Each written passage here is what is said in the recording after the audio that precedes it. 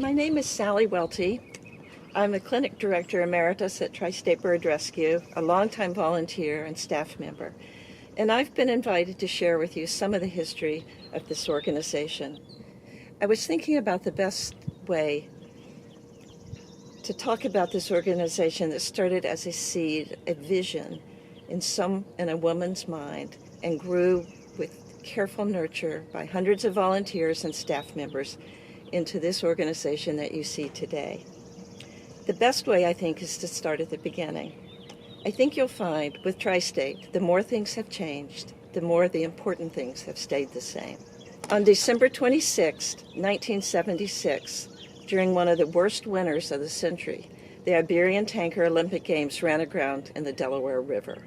Oiled Canada geese were found walking on roadways 3 miles inland, searching for open water. This was the 6th major oil spill in a 3-year period in the northeast region of the United States. Despite the efforts of many people, tens of thousands of animals died as a result of oil contamination. Tri-State Bird Rescue was founded that year by Lynn Frink for the purpose of establishing a multidisciplinary team of wildlife biologists, veterinarians, pathologists, chemists, and concerned citizens to study the effects of oil on birds and to develop protocols to treat them. This should never happen again. Galvanized by her vision, Lynn created a volunteer-fueled organization with a shared vision, one based on teamwork, respect for the birds, working cooperatively with colleagues, promoting research, and a commitment to excellence. 45 years later, none of that has changed. We first started as a committee of Delaware Audubon and later incorporated on our own. And while we have grown and changed considerably, we have stayed true to our founding principles. In 1976, wildlife rehabilitation and oil spill response were brand new fields in their infancy, and we came in at ground level. We networked with other organizations and shared with colleagues. But for all of us, the data was limited, the resources even more limited, and we all relied heavily on donations and creativity. Everything was built of wood and draped with sheets. A lot of this happened in the Frink's basement. In 1977, Tri-State held the first workshop for oiled birds, and 300 wildlife professionals and citizens from 9 states came. We've always taken a teamwork approach to oil spill training and response, emphasizing the need for agencies, responsible parties, state and federal wildlife people, colleagues, and citizens to work together in preparation for these spills. No finger pointing. We all share responsibility. Most of us heat our houses, most of us drive cars, and we all bring something to the table to help. In 1982, the National Wildlife Rehabilitators Association was created and a symposium was held in the Midwest. Rehabilitators wanted a national organization to gather and disseminate information and establish standards for the care of wild animals. We played a significant role in creating the standards, not just for oil spill, but for wild bird rehabilitation in general. And in 1982, Tri-State established and hosted the first International Effects of Oil on Wildlife Conference in New Jersey. It's the only one of its kind, and it continues to this day. And in 1984, we hosted the WREN Conference, Wildlife Rehabilitators of Eastern North America. But from the beginning, it wasn't just oiled birds. Injured and orphaned birds somehow found their way to Lynn and were cared for in Lynn and John's basement. In response to community need in 1982, Tri-State opened a wild bird clinic to receive birds 365 days a year in the Duncan Road facility. It's an old former schoolhouse, and we shared it with Delaware Audubon. Delaware Audubon had the library. We weren't allowed to put birds there, but there could be eagles in the bathroom. You just never knew. It was pretty much all volunteer, scavenged and donated supplies. Dick Hartman at Christiana helped us very much with donations. Wildlife rehabilitation was very much in its early days, not the professional field that it is now, and we were all learning together. Those were exciting and innovative times. We constructed cages out of what we had or could obtain: outdoor flight cage for raptors, a waterfowl compound, and portable cages for songbirds so they could be brought inside at night. We also managed oil spills out of Duncan Road. We were still fine-tuning things like how to have adequate hot water and water pressure, or the most effective concentration of surfactant to use. The neighbors always knew when there was an oil spill response going on by the soap suds running down the street. This is Lynn McDowell and Mary Jane Dalton washing an oiled great blue heron for a photo op. Notice the use of latex gloves but lack of eye protection. Lynn was Tri-State's first paid employee. Mary Jane Dalton kept things running at the clinic. She trained most of us in the early days. I was a volunteer in 1983 and a summer intern in 1984. We had a volunteer, Joyce Goldbacher, who was always on the phone calling to fill the shifts to provide care for the birds.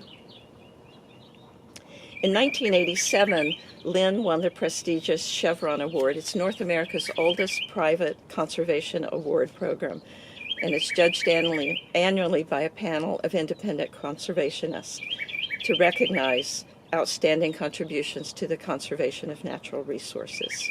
I think she was more excited about meeting Robert Redford than actually getting the award.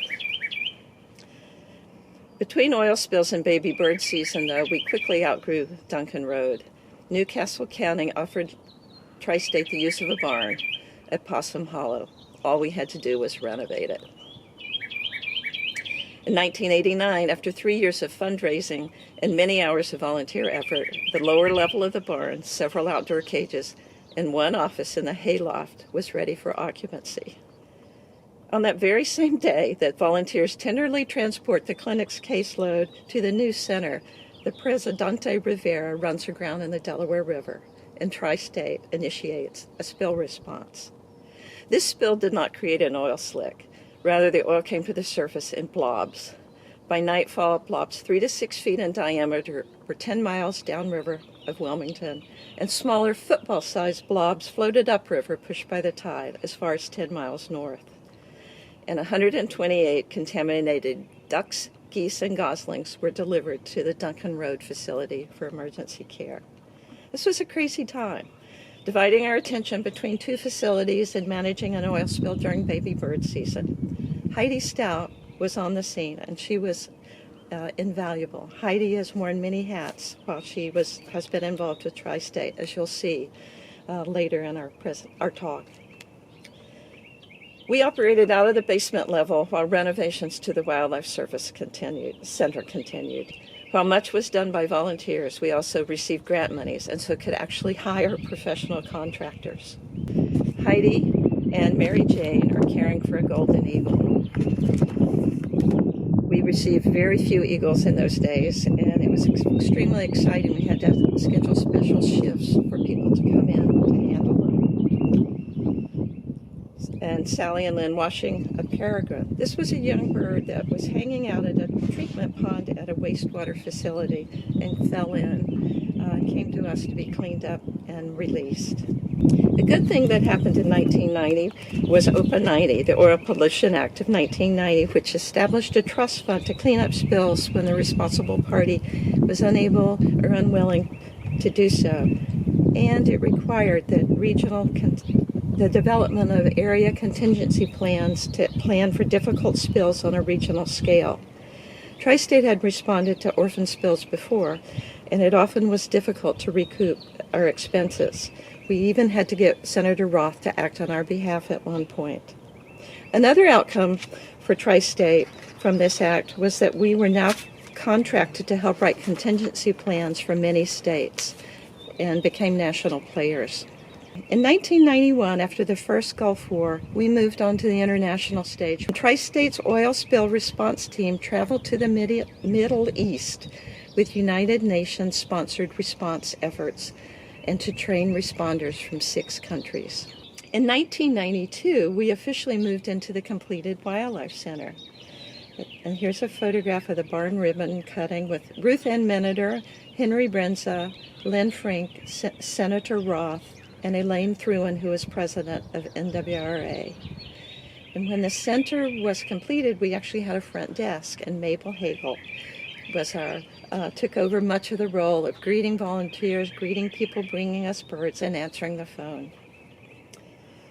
We continued our outreach programs with ambassador birds, Hermione the black-crowned night heron, Barney the barn owl, Absaruka the kestrel, Archimedes the screech owl, Katea the red-tailed hawk, and even some beloved ducks, Camille and Woody.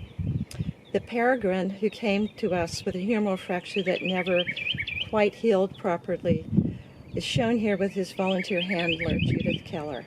This is Ishta. And I wanted to also mention that we had the help of some excellent bird handlers, such as Feng Lu, who is himself a bird whisperer. In 1993, the flight cage was completed in time for us to host the Indobarari Conference in March in 1994. At that time, very few people had 100-foot flight cages, which were seen as essential if you were going to rehabilitate bald eagles. As a result, we also received, in addition to receiving bald eagles from the public, we received those that were treated initially at the Baltimore Zoo and came to us for exercise pre-release. In 1994, Erica Miller joined our staff, giving us a full-time wildlife vet. I have been dividing my time between clinic director and vet duties. And this was just in time because eagle populations had recovered to the point that they would soon be downlisted from endangered to threatened in all but 3 of the lower 48 states. We've always worked cooperatively with government agencies, whether it is Delaware Fish and Wildlife, when a poacher shot at a flock of 50 snow geese, and we had 15 patients brought to us, or with U.S. Fish and Wildlife at the federal delisting event at Blackwater Refuge.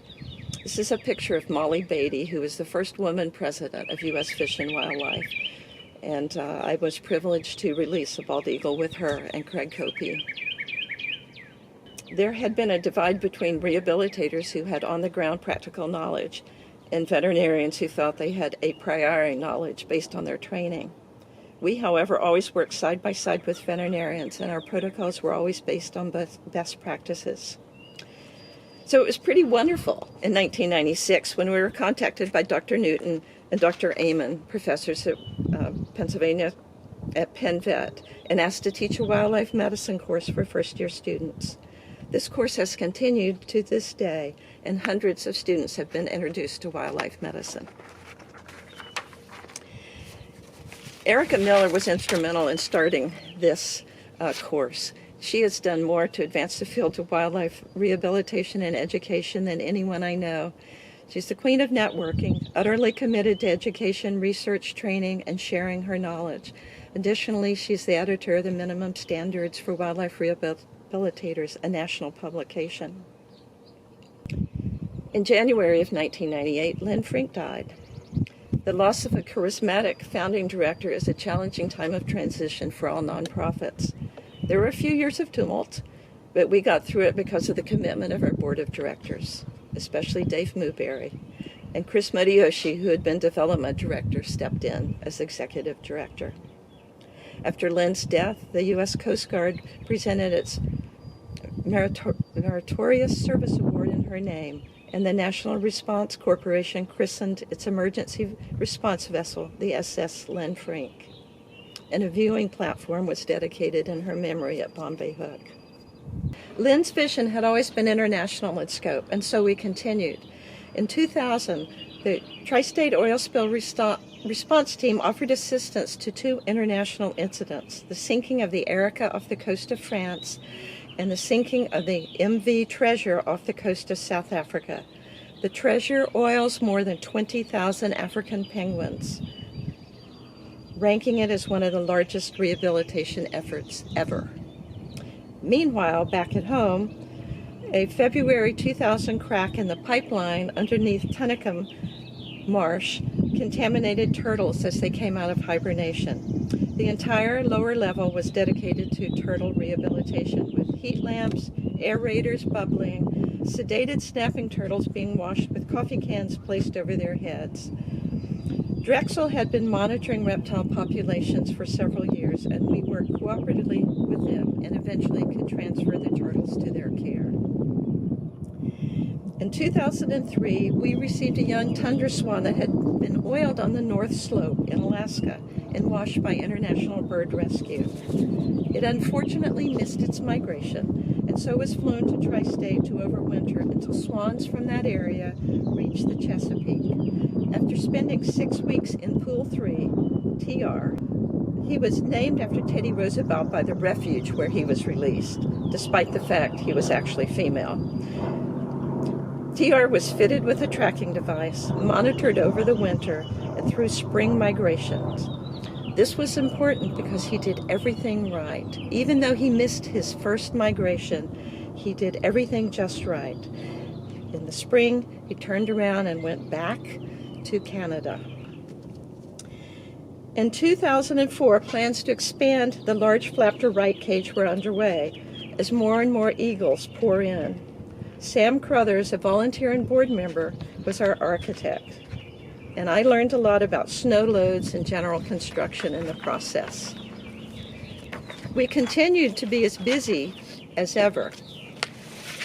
In September 2004, we were contacted about a possible botulism outbreak on Poplar Island in the Chesapeake and received 33 birds of 11 species, many of them peeps or little shorebirds. Botulism is a potentially fatal toxicosis that results in limp paralysis. Treatment is very labor-intensive and consists of flushing the GI tract as frequently as every 2 hours, supporting the birds nutritionally, and addressing any secondary problems that arise. It requires undivided focus, especially with peeps who are easily stressed and very small. Thanks to the oil spill team, we were able to successfully release many of these birds. In 2004, the oil spill team responded to 6 spills, and the largest in the Delaware River was the Athos 1.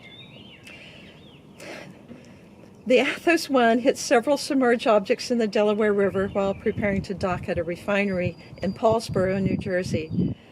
A 9-ton anchor punctured the vessel's bottom, and nearly 265,000 gallons of crude oil poured into the Delaware River and tributaries.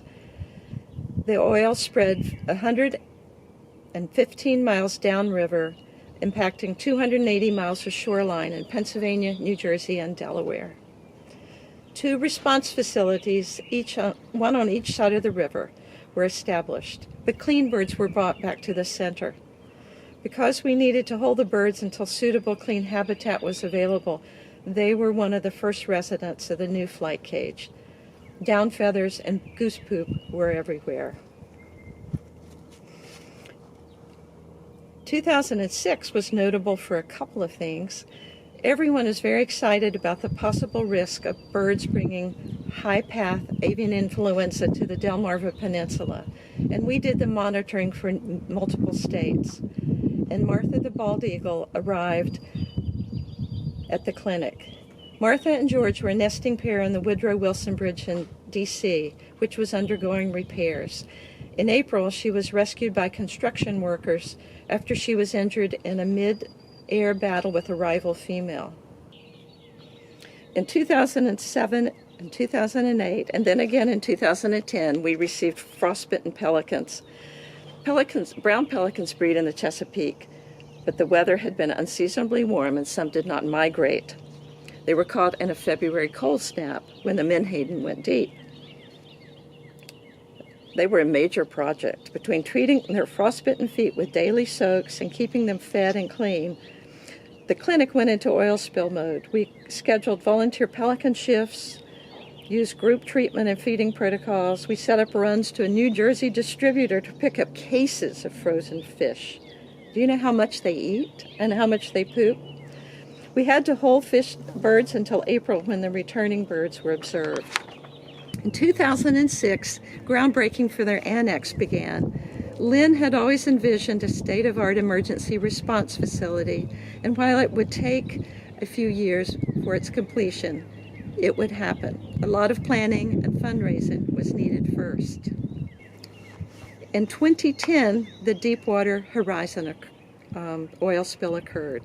I experienced this from the home perspective, And all I can say is that half of our people disappeared for months, and we were scrambling to deal with the clinic caseload, incidental spills, press calls, and the donations of toothbrushes and Dawn that poured in.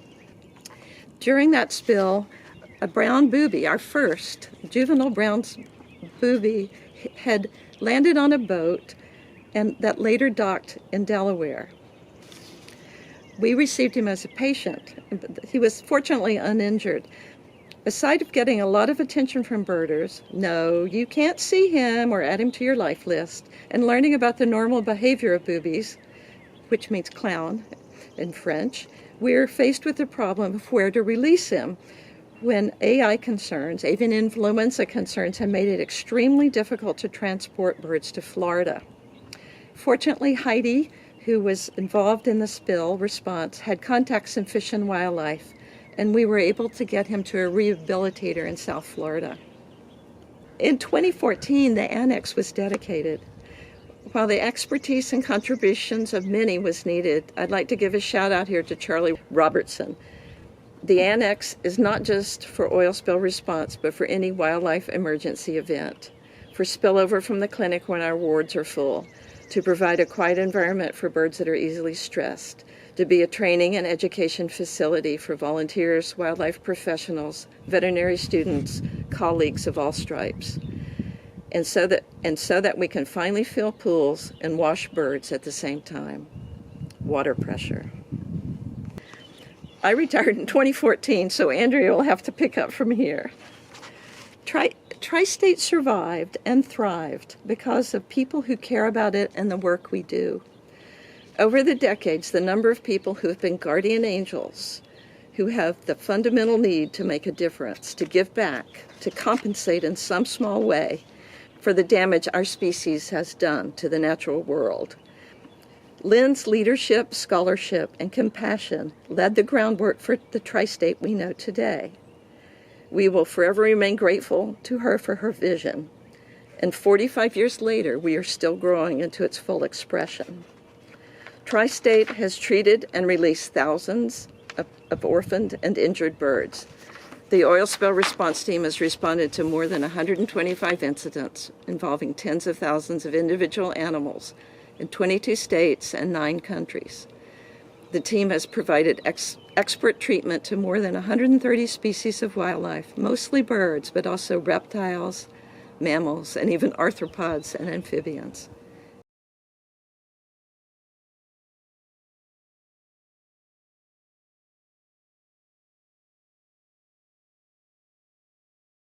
And there is yet much work to be done.